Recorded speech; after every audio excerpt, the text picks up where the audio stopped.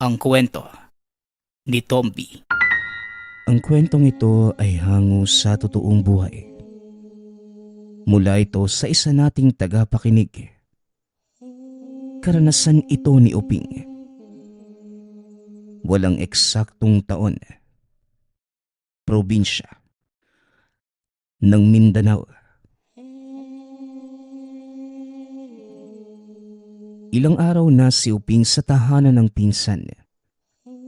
Napagpasyahang magbakasyon matapos magsara ng klase. Taon na rin ang binilang magmula noong huli siyang pumunta roon. Marami nang nagbago sa lugar. Ibang-iba kesa sa dating nakasanayan. At ang mas nakaagaw atensyon ay ang nag-iisang taong nakatira sa paanan ng bundok. Alam mo, insan, walang aswang na bumabangga sa taong yan. Meron niyang isang sandata. Isang dampilang sa balat ng aswang. Naku, siguradong bubulagta na kaagad. Parang may sariling kamandag yung itak niyan. Minsan ko nang nakita yung ginawa ng taong yan. Ikaw din. Siguradong bibilib kapag nakita mo. Wika ng pinsang si Dambi. Napansin nito ang pagtitig ni Uping sa lalaking dumaan. Si Mikael. Grabe naman. Alam kong iniidolo mo yung taong yan. Pero hindi mo kailangan magsabi ng ganyang kalala para lang ipagmalaki siya. Ano ka mo? Itak, may kamandag, isang dampilang bubulagta kagad.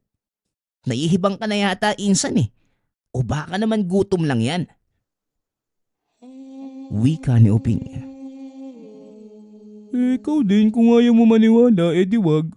Pero sinabi ko na sa'yo yung dapat mong malaman. Para kapag nakita mo yung bangis ni Mikael, hindi ka na magtataka. Halika na pala. Kailangan na nating kumilos bago tayo malagot. Wika ni Dambi. Nagpunta ang dalawa sa bukirin upang makatulong. Marami ng tao pagdating at nagsimula na ang pag-ani ng kape. Kumpara sa malawak na taniman ng karamihan, maliit lamang ang kanilang pwesto sa pagmamay-ari pa ng kanununuan. Oh, ano ba yung pinagkakabalahan niyo sa bahay? Napakatagal niyong dumating. Malapit na kaming matapos ha. Mas mainam siguro kung doon na lamang kayo sa kubo at maghanda ng agahan. Wika ni Lolo Basilio. Pinsan ng lolo na ilang taon na rin magmula nang namayapa. Sumunod naman sa utos ang mga ito. Sa kubo na lamang sila. Inatupag ang paghahanda ng agahan para sa iilang magsasakang tumulong sa anihan. Sa kalagitnaan, napansin ni Uping si Mikael na namimigay ng prutas at tinapay. Tignan mo Dambi. Tatakbo ba yan bilang mayor? Parang kanina lang napansin kong namimigay siya roon sa kabahayan tapos dito rin. Mayaman ba yan? Ang dami kasing dala. Tanong ni Uping. Kung salapi lang yung pag-uusapan, wala siya niyan. Pero mayaman siya sa kabutihang loob.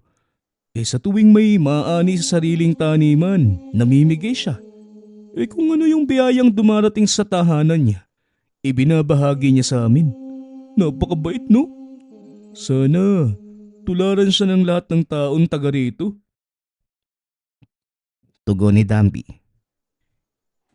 Ganun ba? Mayaman nga sa kabutihang loob. Pero baka sa huli, may kapalit rin yan. Malay natin kung ano yung tumatakbo sa isipan yan. Uy, grabe ka naman kay Mikael. Hindi siya masamang tao, no? Dahil kung oo, matagal na sana niya kaming pinabayaan sa mga aswang na basta-basta na lang sumasalakay. Alam kong hindi magandang impluwensya yung lugar na pinanggalingan mo. Pero wag mong itulad dito dahil kahit ganito lang kami, may mga tao pa ring maaasahan at mapagkakatiwalaan. Kagaya ni Mikael. Parang hindi dito pinanganak ah. Nakaluwas lang ng Maynila. Akala mo kung sino? Minamaliit na yung probinsyang pinagmulan?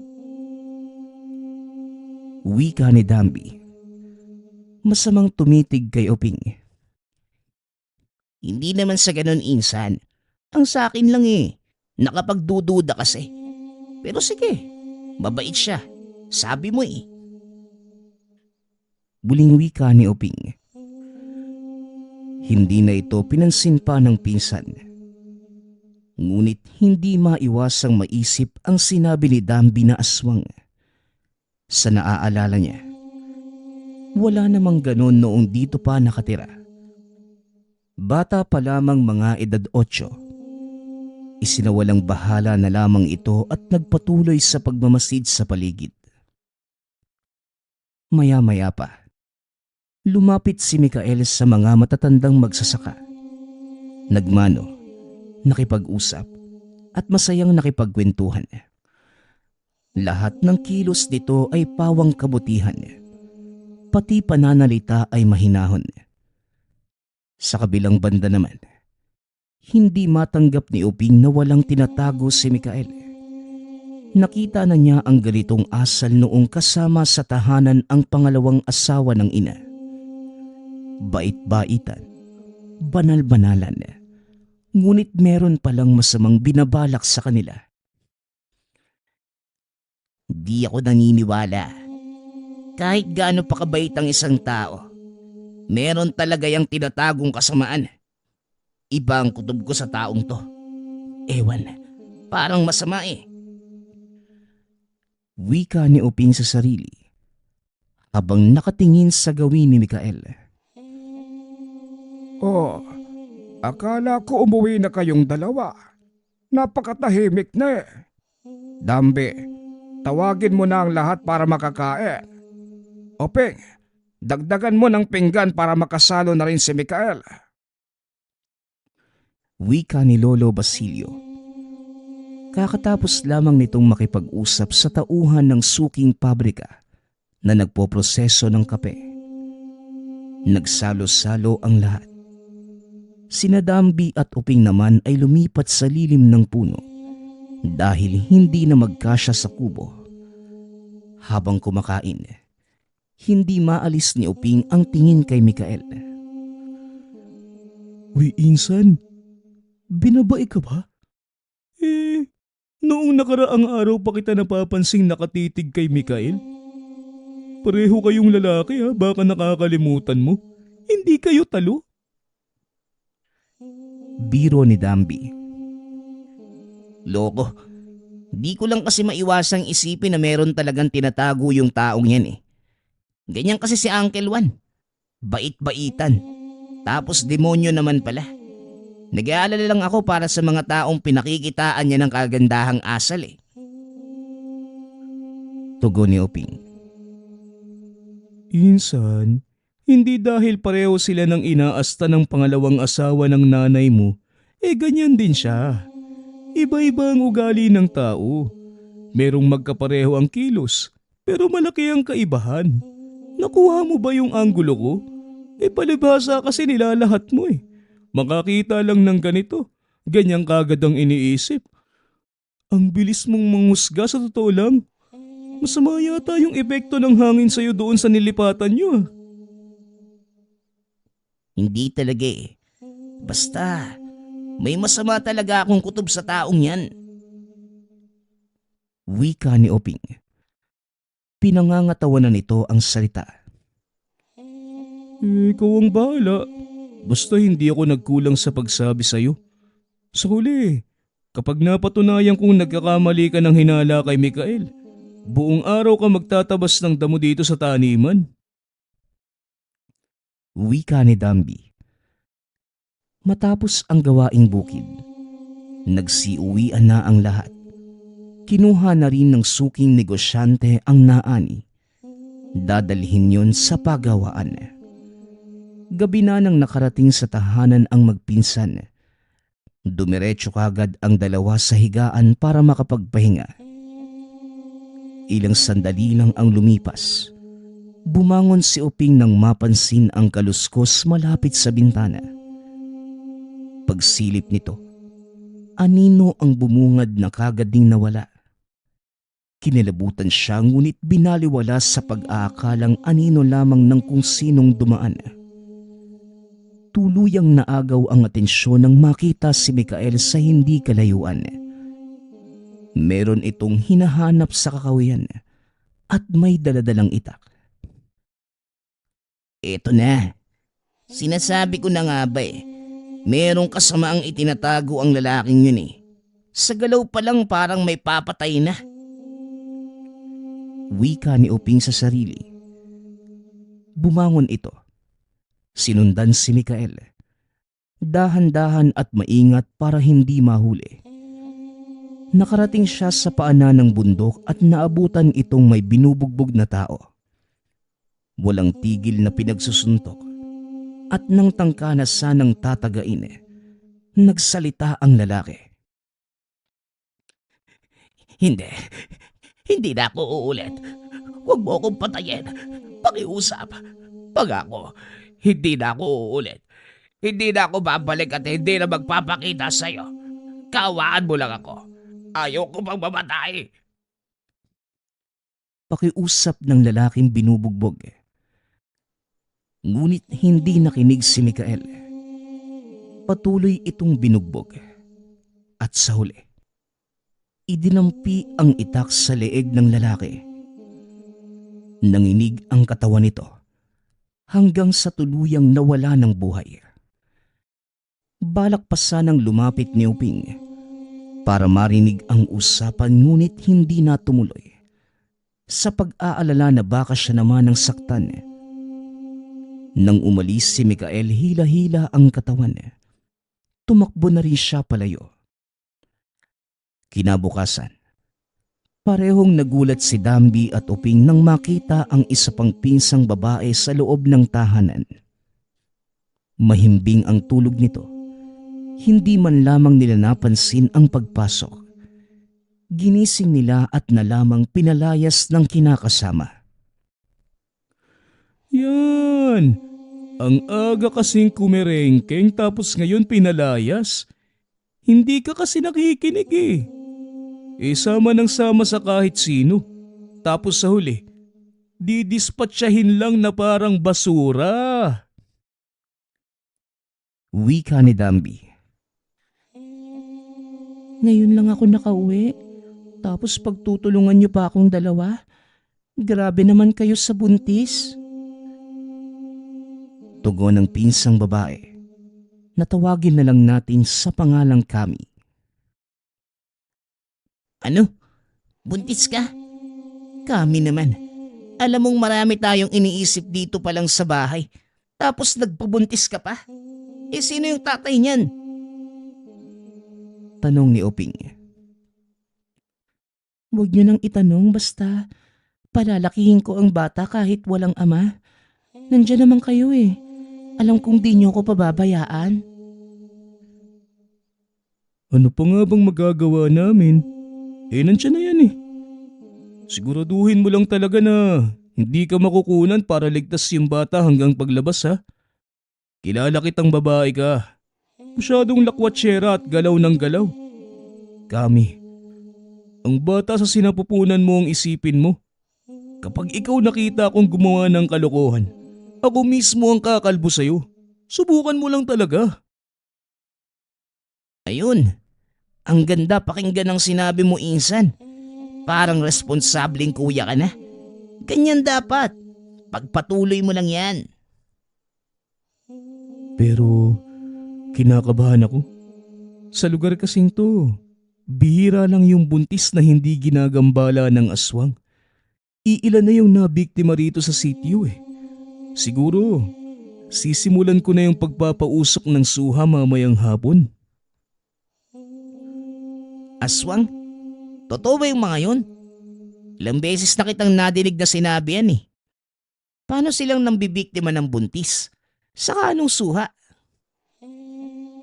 Marami ka pang hindi alam sa lugar na to, Insan. Hindi nakapagtataka kasi. Hindi ka naman dito lumaki. Kung doon sa inyo tulisan, mandurukot at kawatan yung naglipa na. Dito naman mga aswang. Basta, nakakakilabot yung itsura. Tapos hindi mo malalaman kung nandyan na ba sila sa paligid o wala. Ang nakakalaban lang sa nilalang na yun, kagaya ni Mikael. Bukod sa kamandag ng itak niya, alam ko meron pa siyang tinatangan.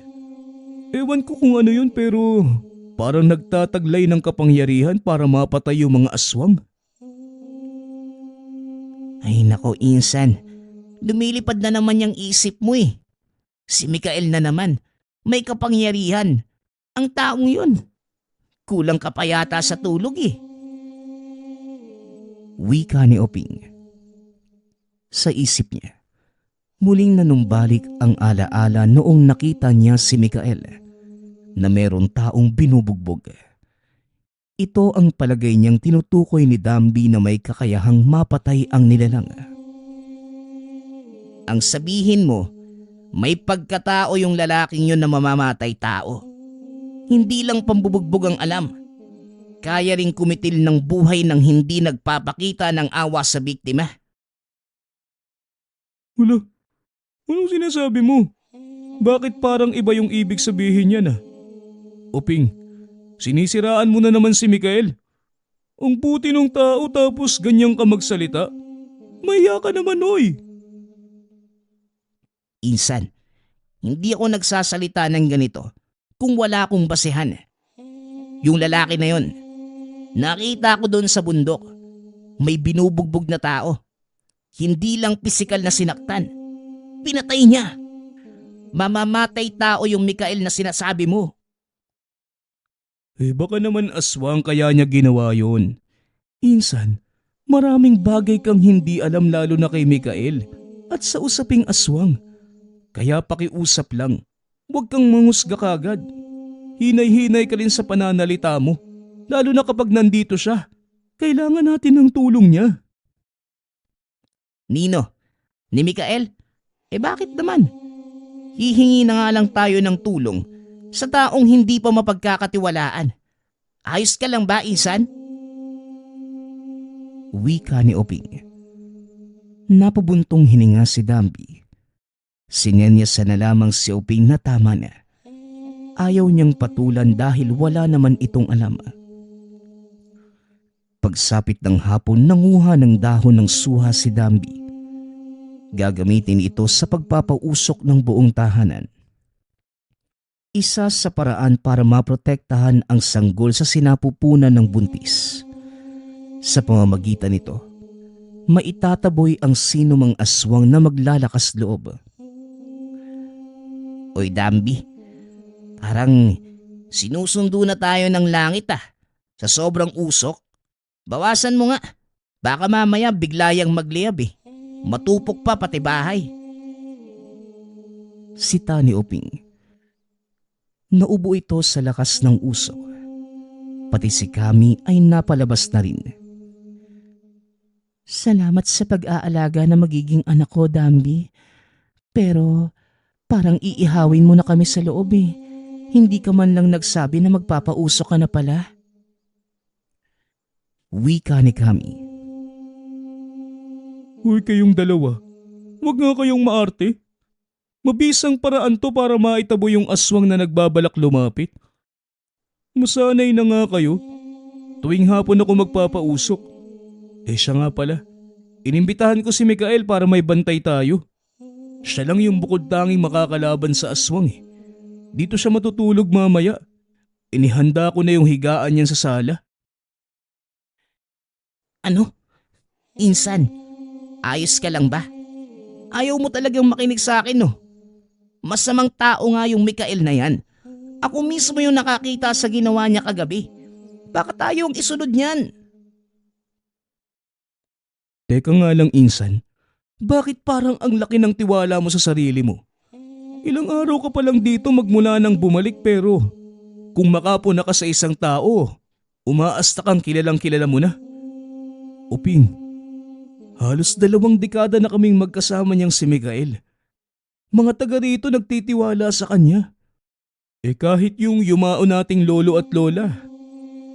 Uulitin ko lang, mabuting tao si Mikael at pwede ba? Itiko mo na lang yung bibig mo.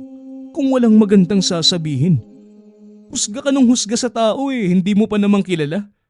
Sumasakit na yung ulo ko sa'yo Diyan ka na nga. Oping, mas matino ka kumpara kay Dambi. Pero sa pagkakataong ito, papanig ako sa kanya. Hindi mo kasi kilala si Mikael Kaya wag kang basta-basta magbitiw ng salita laban sa kanya. Mamaya, malalaman mo kung anong klaseng tao siya. Sabat ni Kami sa usapan ng magpinsan. Sumunod na din ito sa pagpasok sa tahanan.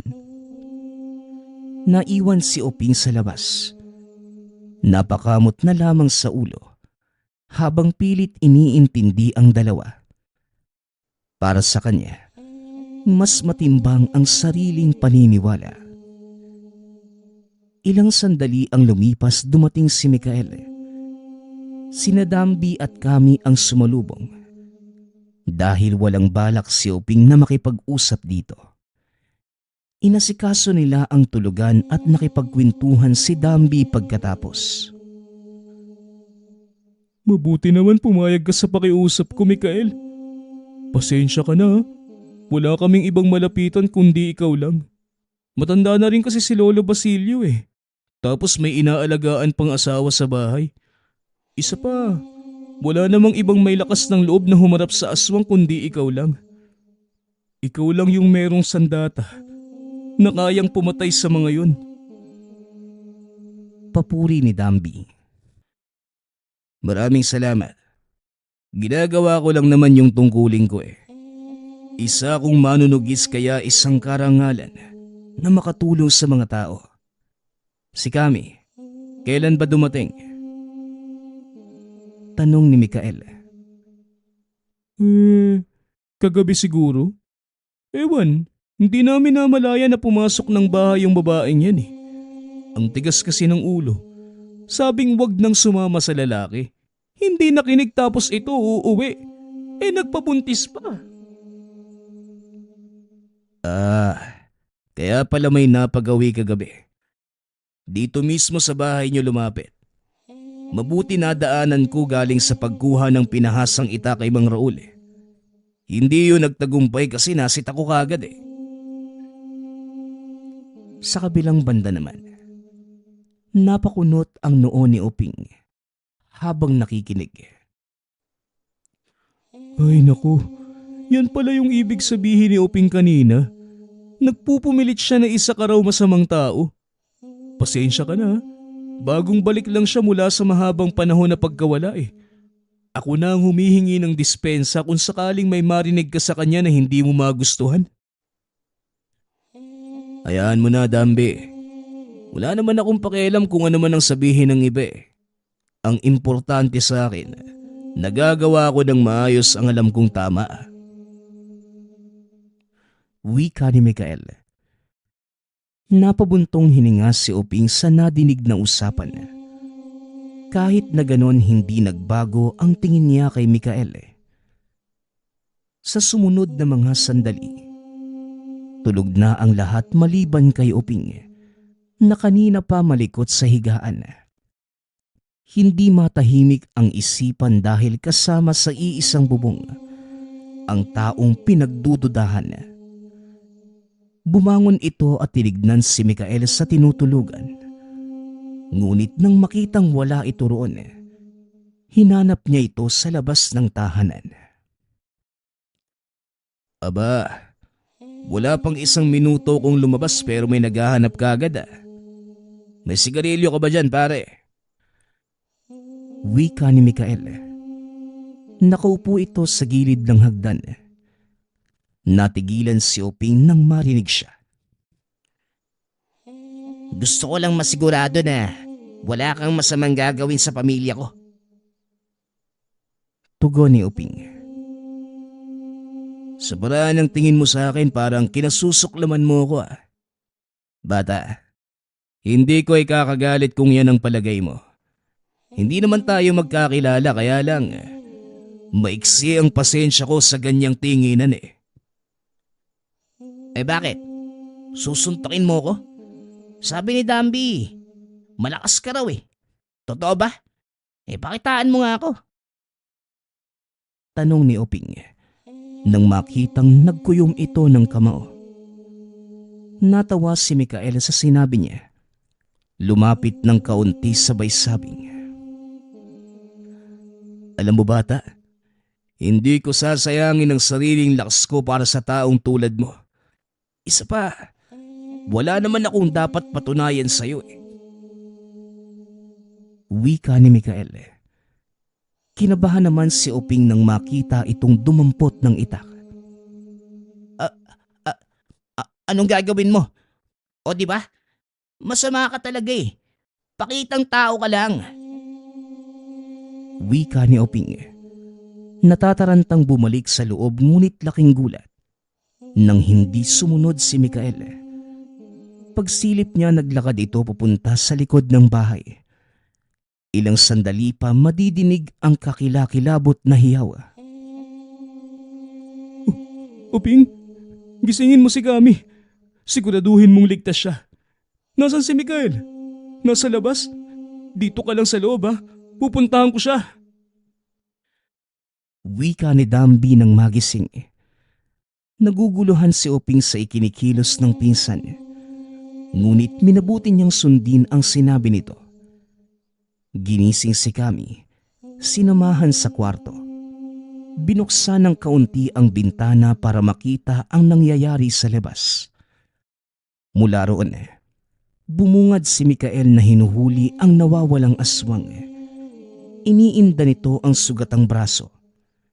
Ngunit nang makabawi, sumugod ng sumugod. Pasimpleng sinalubong ng kamao nito ang mukha ng nilalang. Parang may malakas na puwersang lumabas dahilan para mapasubsob sa lupa. Nangisay kagad at hirap na sa pagkilos. Yan! Yan yung napala mo.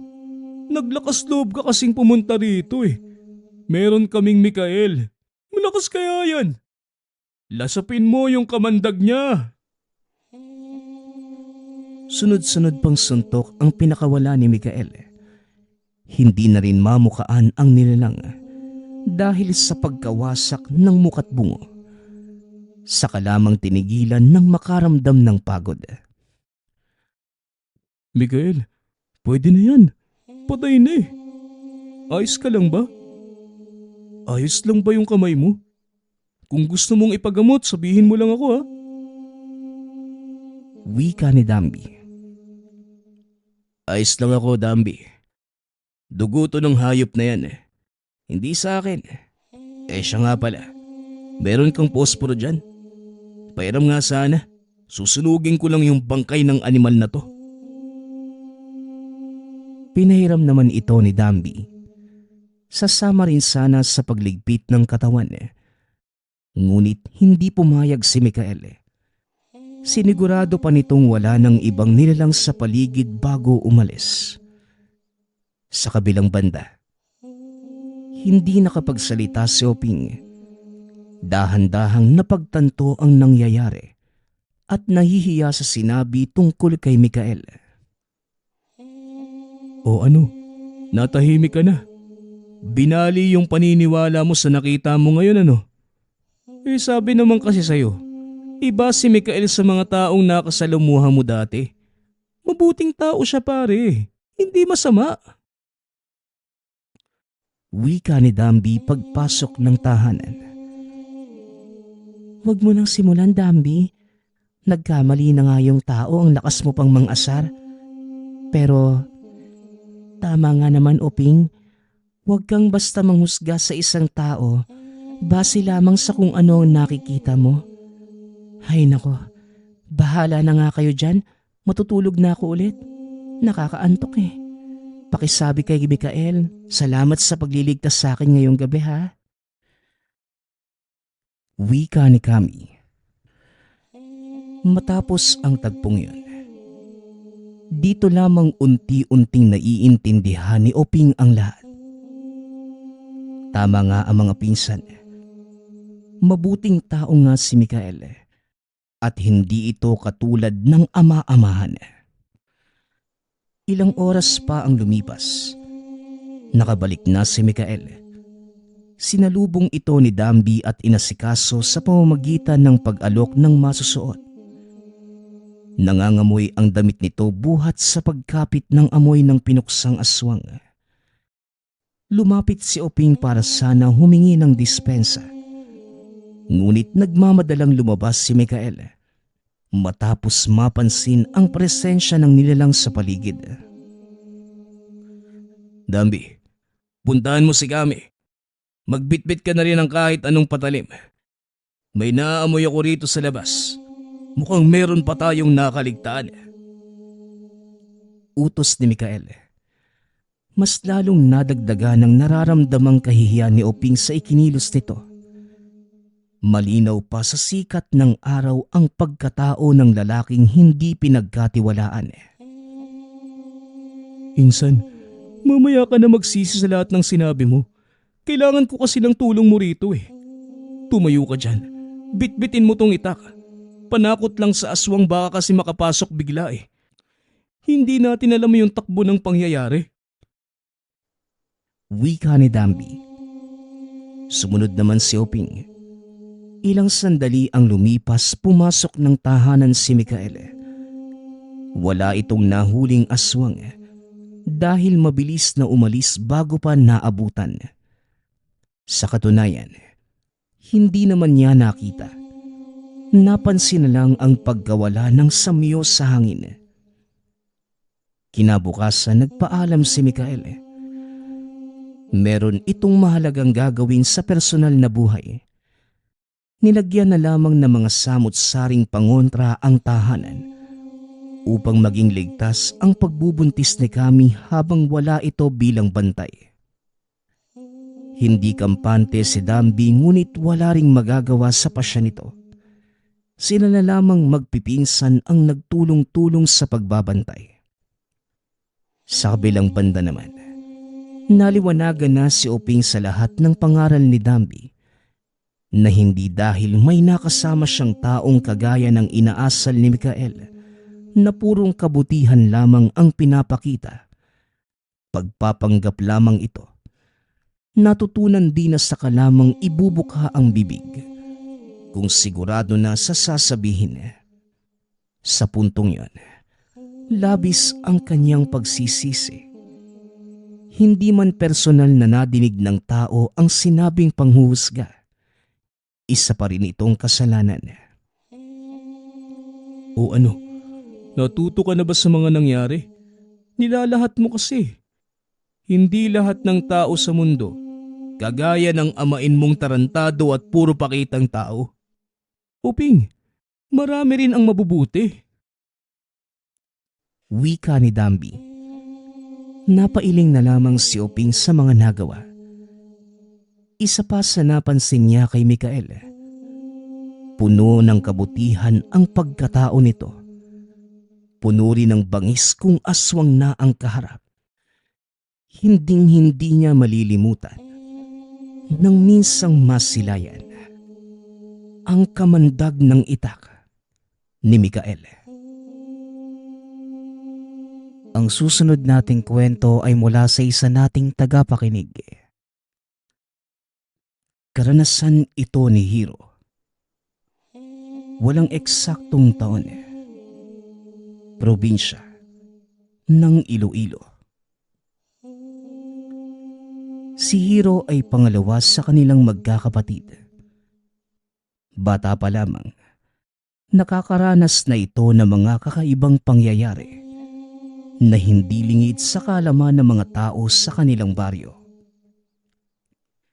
Isang araw. Hiro, nasan ka bang bata ka? Kanina pa ako tawag ng tawag sa iyo ha. Magmadali ka nga, papalao tayo. Ikaw muna ang isasama ko sa ngayon. Masama yung pakiramdam ng nanay mo eh. Wika ng ama. Tay, sige po. Anong oras po ba tayo aalis?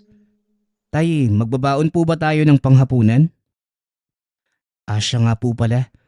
Liliban na lang po ako bukas. Wala naman po kaming pagsusulit eh. Pwede ko po kayong samahan sa panghuhuli ng alimasag. tugon ni Hiro. O siya, sige anak ha. Pwede ka lang lumiban hanggat hindi pa kaya ng nanay mo. Saka anak, gusto kong ayusin mo ang pag-aaral mo ha. Huwag kang gagaya sa amin ng nanay mo na hindi man lang nakapagtapos ng elementarya. Pangako ko po yan, Tay. Magsisikap po ako.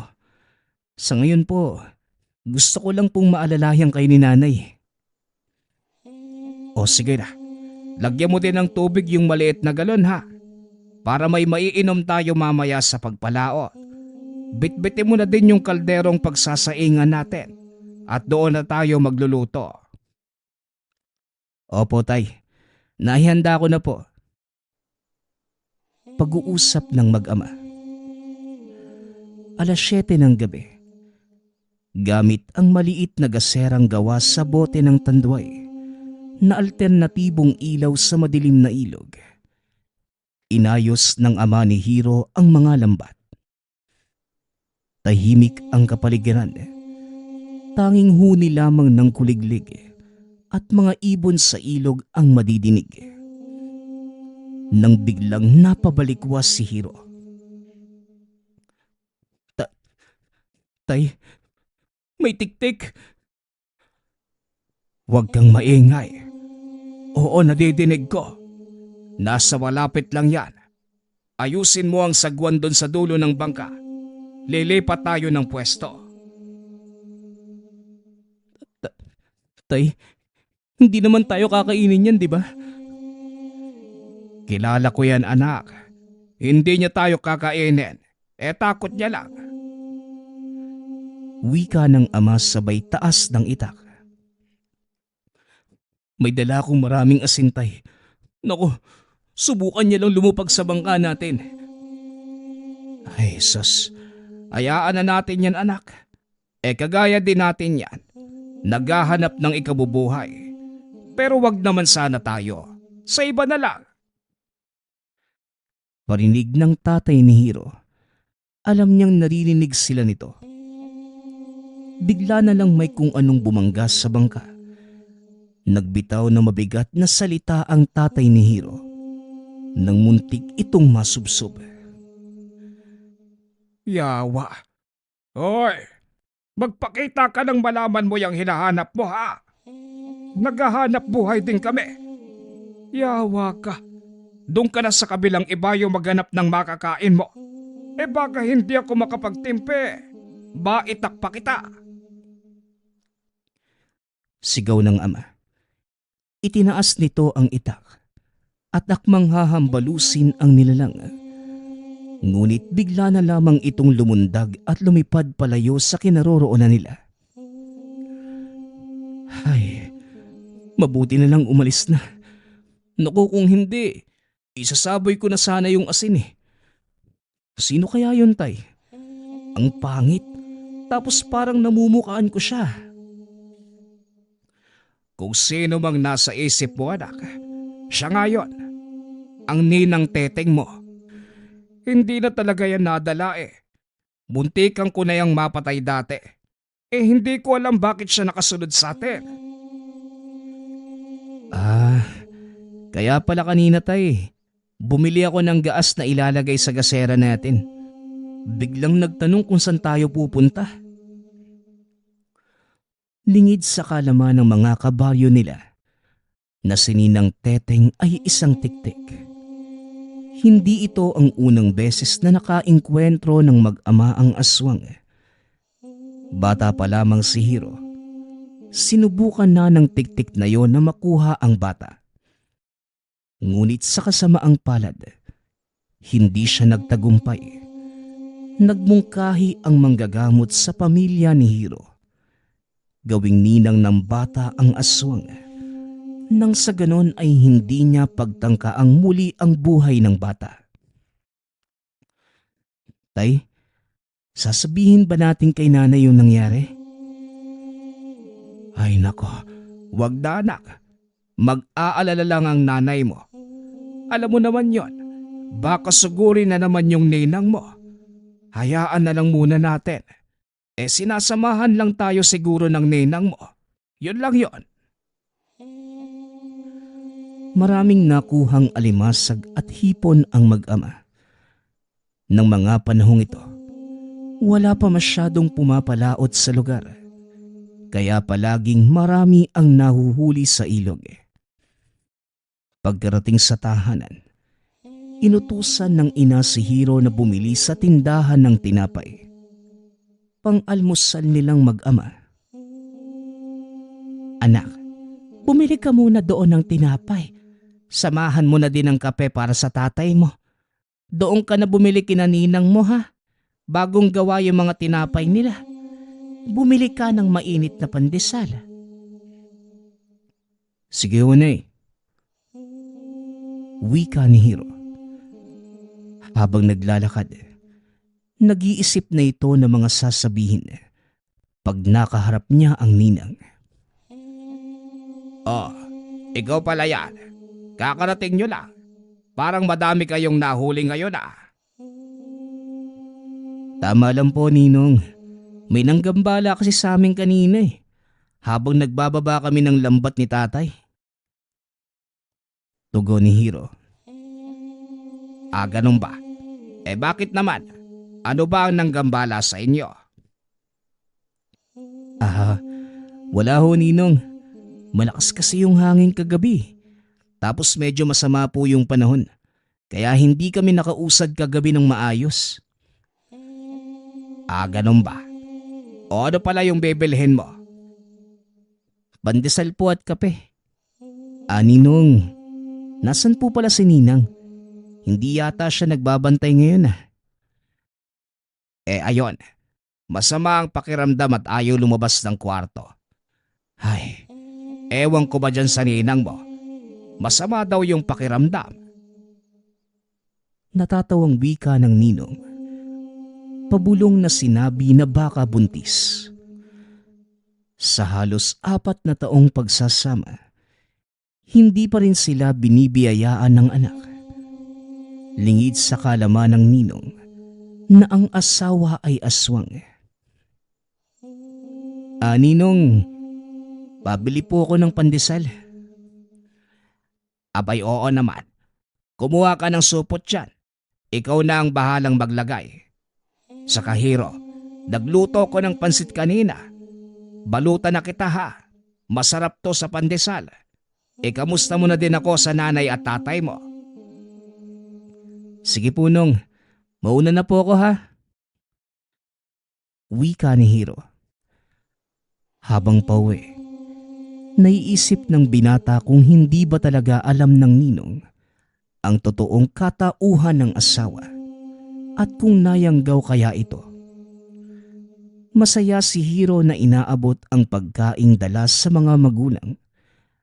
Nang akmang bubuksan na ng ina ang supot, nagmamadaling kumuha ng kalamansi ang ama at sinabing sandali lang, huwag munang susubo.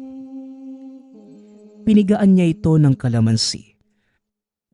At nang makitang wala namang pagbabago sa pagkain, siya mismo ang unang sumubo. Nang araw na yon, naging maayos naman ang lahat. Bahay-eskwelahan lamang ang inaatupag ni Hiro. Ngunit pagsapit ng tanghali, Hiro, tara, laro tayo sa plaza. Di ba gusto mo magbisikleta? Tara na, angkas ka na dito, tuturuan kita. Anay, sama po muna ako kina Donay ha. Maglalaro lang po kami. Sige anak, umuwi ka kagad ha. Sumaglit si tatay mo sa palaisdaan. Papauwi na rin yun. Ayaw ko nang tawagin ka pa sa tanghalian ha. Opo, Nay. Saglit lang naman po kami. Magpapaturo lang po ko kay Donay na magbisikleta. Mamaya po uuwi din ako. O siya, sige. Donay, ingat sa pagmaneho ng bisikleta ha. Ingatan mo yung pinsan mo. Opo, tiya. Huwag po kayo mag-alala. Ako na ang bahala kay Hiro. Sige na, Nay. Aalis na po kami ha. Habang angkas ng bisikleta, Nadaan sila sa gilid ng tindahan ng ninang. Nakita niya itong nakatitig sa pinsan niyang si Donay. Biglang huminto ang dalaga sa tapat ng tindahan ng ninang. Tia Teteng, may halo-halo kayo? Ay, oo naman. Bakit? Bibili ba kayong dalawa? Hali kayo at libre ko na. Tugon ng ninang habang nakatingin ng masama kay Donay. Maninay, wag na lang po pala. Maglalaro pa po kami. Mamaya na lang siguro. Sige na, Hiro. Habang hindi pa dumadating sina Daboy, kapag nandyan na sila mamaya, hindi na yan libre. Di ba, Tia? Wika ni Donay habang nakangiti. Ay, oo nga, Hiro. Halika na. Umupo na kayo doon at paggagaya ko kayo ng halo-halo. Wika ni Ninang Teteng. Wala nang nagawa si Hiro kundi ang sumunod. Masyado pang bata ang isipan nito. Ngunit nag-aalala siya sa pagkakataong yun. Naiisip na ang mangyayari. Biglang hinimas ng ninang ang buhok ni Donay. Mula pataas hanggang baba sabay sabing. Napakaganda mo talaga, Donay, ano? Ibang-iba ka sa mga kapatid mo. Ang puti-puti mo pa. Ganun po ba? Hiro, bilisan na natin. Tanghali na, baka sunduin ka na naman ng tatay mo. Wika ni Donay. Nakatingin lamang si Hiro sa ninang. Nakikita niyang nag-iiba ang titig ng ninang kay Donay. Naging kulay itim ang mga mata. Ngunit hindi nagpahalata si Hiro. Kinain niya lamang ang mga yelo sa halo-halo. Samantalang si Donay naman, nasimot lahat. Nang matapos nagpaalam na silang aalis na, nagpasalamat ang dalawa sa libreng halo-halo. Donay, masarap ba yung sahog sa halo-halo? Tanong ni Hiro habang papalayo sa tindahan. Oo, masarap. Bakit kasi hindi mo kinain? Parang iba yung itsura eh. Naku, hindi ah. Masarap kaya. Pag-uusap ng magpinsan. Nang biglang makarinig sila ng sigaw na tumatawag sa kanilang dalawa. Si Daboy, isa pa nilang pinsan. Oh, Insan, kanina ka pa namin hinahanap. Naku, kanina pa ako dito, no?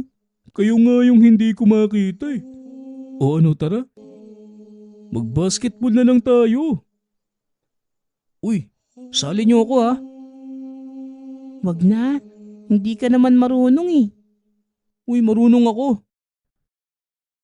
O sige, kampi tayo tapos kalaban natin si Daboy. Wika ng magpipinsan. Kahit mainit ang panahong yun, naging masaya naman ang magpipinsan. Hanggang sa nagyaya nang umuwi si Hiro para makapananghalian.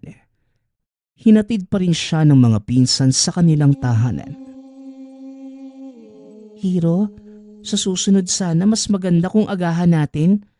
Hindi naman tayo palaging nakakapaglaro eh. May pasok. Kung wala naman, kasama mo naman yung tatay mo sa paglaot. Oo naman. Sa susunod, magyayaya tayo. Masaya kaya pag marami. O sige ha, pero dapat gagawa tayo ng grupo.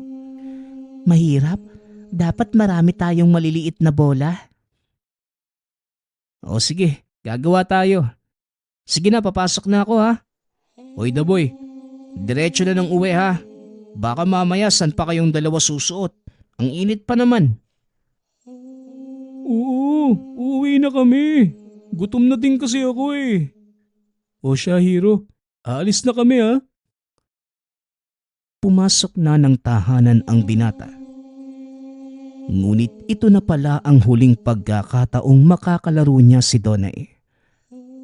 Pagsapit ng hapon, may dumaang ambulansya sa tapat mismo ng tahanan. Sinundan ito ni Hiro para malaman kung anong nangyari. Ano pong nangyayari? Bakit? San po dadalhin si Donay? Naku, Hiro. Dadalhin na muna namin sa ospital yung pinsan mo. Mula nung umuwi kanina, hindi na lumabas ng kwarto. Hindi kumain ng tanghalian. Tapos pagpasok ko sa kwarto, kinukumbulsyon. Inaapoy ng lagnat. San ba kayo naglaro? Dun lang naman po sa palaruan eh. Bakit po sa ospital? Ipatingin niyo po muna kay Tio Raboy na albularyo. Alam mo naman, Hiro, hindi kami naniniwala sa mga ganyan. Doktor ang kailangan ng pinsan mo. O sige na, ipanalangin mong maging maayos ang lahat ha. Ipanalangin mo ang pinsan mo. Napatango na lamang si Hiro. Umiiyak habang nakatingin sa papalayong sasakyan. Umuwi ito sa tahanan at kwinento sa magulang ang mga nangyari. Nagtataka ang ama habang nakatingin kay Hiro. Oh, Hiro, saan ba kayo naglaro? May kinain na ba kayo? Tay, hindi po doktor yung kailangan ni Donay. Kailangan niya ng albularyo. Tay, si Maninay. Pinakain niya kami kanina ng tinda niyang halo-halo. Ilang beses niyang hinimas sa ulo si Donay. Diba tay, isa yun sa ginagawa ng mga aswang sa biktima? Pangtanggal po yun ng kaluluwa tay. Pasensya na po, hindi ko kagad nasabi. Anak, hindi mo kasalanan. Buti sa'yo, hindi niya ginawa. Hindi po tay. Si Donay lang po. 10:00 ng gabi. Nasa kwarto ang pamilya. Nang makarinig si Hiro ng tunda-tunda. Natutunan niya sa lola. Isa itong uri ng hayop na madidinig pag may mamamatay sa pamilya. Uri ng ligaw na espiritu na nangunguha ng kaluluwa ng mamamatay. Bumalikwas si Hiro sa higaan. Tinawag ang mga magulang. Nay, tay, ano na po kaya yung nangyari kina Donay? Umiiyak na wika ni Hiro. Sige na anak, gisingin mo ang mga kapatid mo. Magrosaryo tayo at manalangin na hindi madaig ng demonyo ang pinsan mo. Diyos ko, wala man lang silang proteksyon sa ospital. Nung mga panahong yun, naniniwala ang pamilya ni Hiro sa mga kakaibang bagay. Hanggang sa biglang may dumaan na ambulansya. Nelda, ang mga bata, huwag mong palalabasin kahit anong mangyari. Ako na ang pupunta doong kina Donay. Hiro ang itak. Nasa labas ang ninang mo. Nadidinig ko siyang nakasunod sa ambulansya. Opo tay, nadidinig ko rin. Tay, sasama po ko. Huwag na anak. Delikado. O Diyos ko, tulungan niyo po sana ang pamilya namin.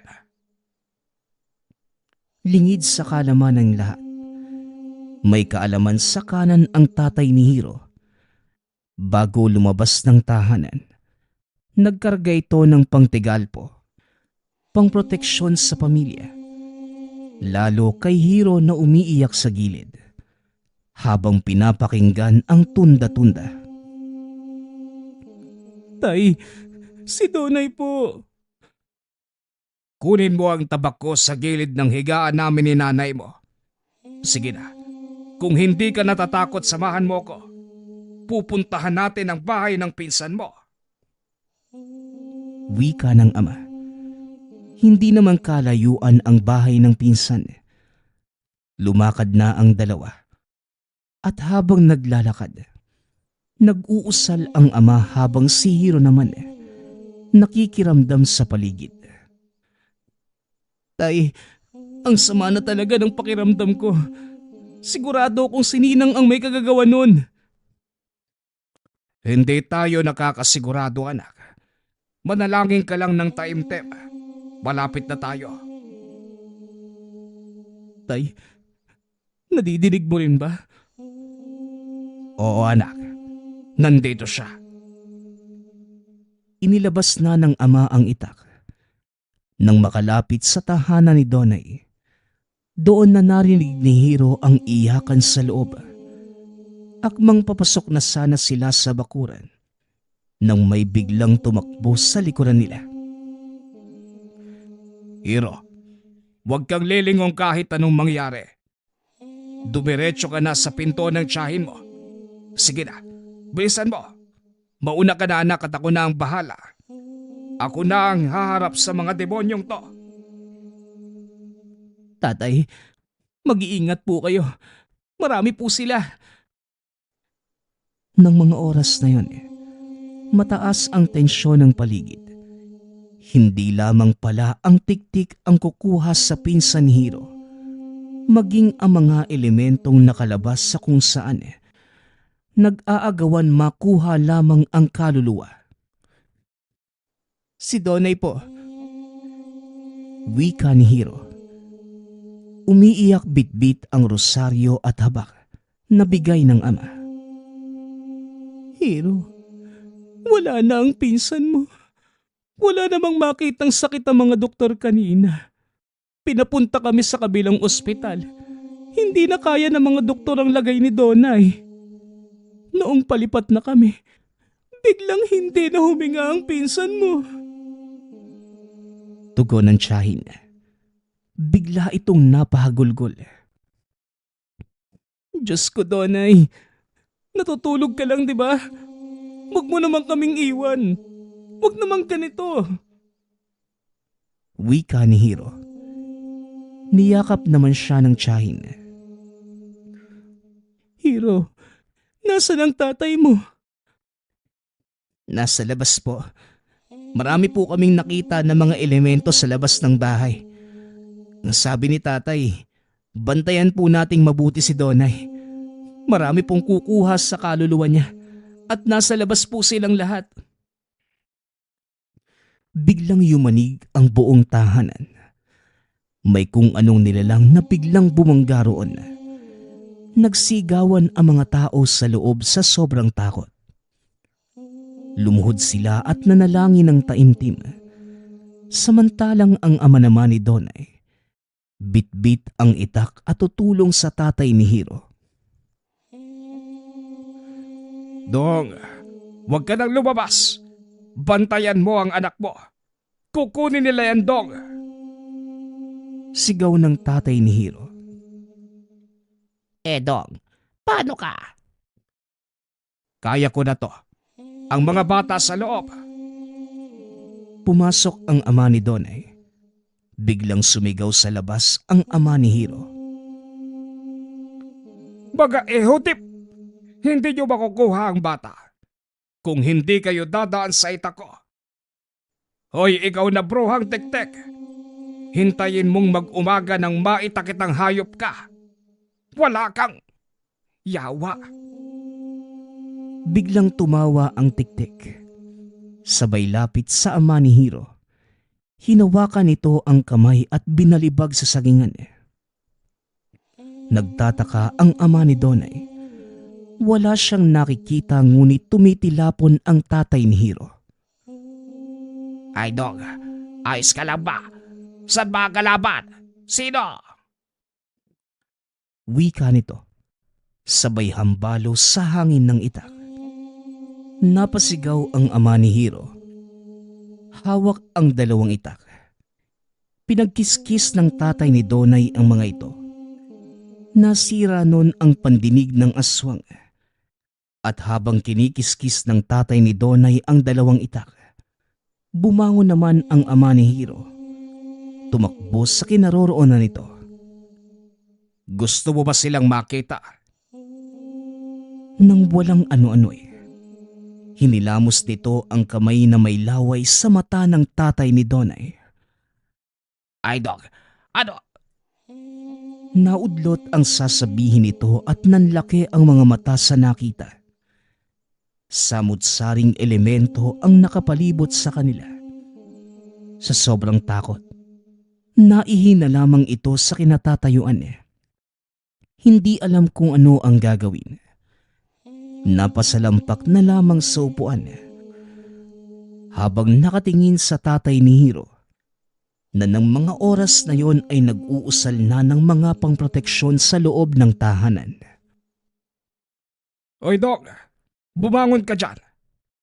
Ang katawan ni Donay, ibalot mo sa kumot.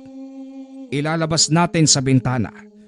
Hindi na si Donay ang nasa loob ng kwarto, kundi isang balat kayo. Dong, may magagawa pa ba tayo? Dalawa lamang ang anak ng tiyuhin. Sobrang mahal na mahal nito si Donay. Ngunit ng mga oras na yun, hindi na kinakaya ng tatay ni Hiro ang pakikipagbunos sa mga elemento.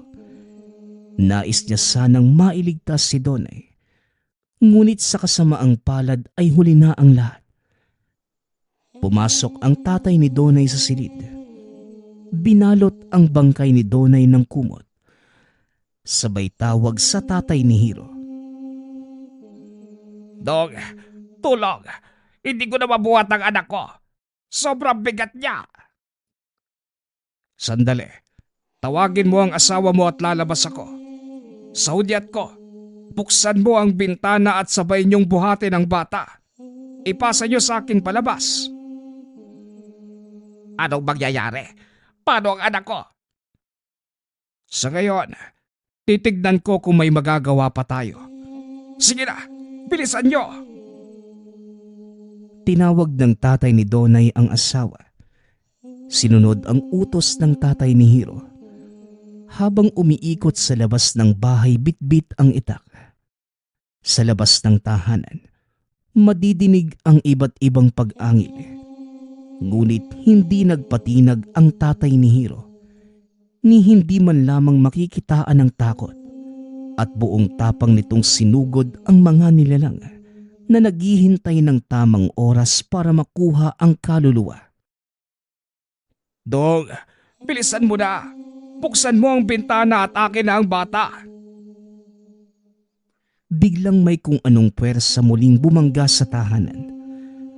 Nanalangin si Hiro na mga oras na yon. Nanlumo ang lahat ng nakita mismo ng mga mata. Ang pagbabago ng katawan ni Donay. Nang nailabas ito ng bintana, naging sobrang gaan ng bata at nang buksan ng kumot. Laking gulat nila nang masilayan ang katawan ng saging. Nag-iiyakan ang lahat ng mapagtanto na hindi nga si Donay ang laman ng kumot. Napasigaw na lamang ang tatay ni Hiro sa sobrang galit sa mga nilalang. Alam din niyang huli na ang lahat. Patawad, Dong. Hindi na natin maililigtas ang bata. Halika, tulungan mo kong maayos ang katawan niya. Ipinapangako kong magbabayad ang may kagagawa nito. Ngayon, naniniwala na ako sa'yo. Pasensya, Tok. Hindi ako naniwala sa mga ganito noon. Hinuskahan din kita. Oo, magpinsan tayo. Pero patawad. Kung sana pareho mo din akong naniwala sa mga ganito, sana naprotektahan ko din ang anak ko. Maraming salamat. Nandito kayo para tulungan kami. Oo. May sama ako ng loob sa pamilya nyo.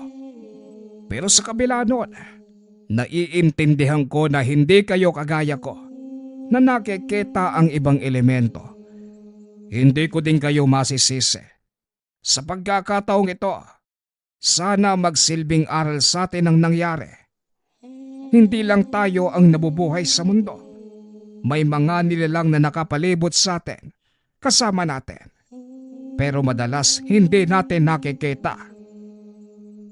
Bukas na bukas, sasabihin natin sa buong pamilya ang nangyari. Kami mismo magpapatotoo sa kaganapang ito. Maraming salamat, Dong.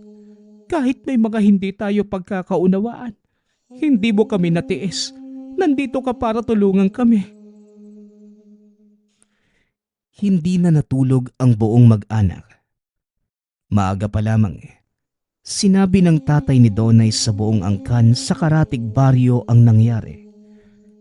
Nang oras na yun hindi na sila nag-aksaya pa ng pagkakataon.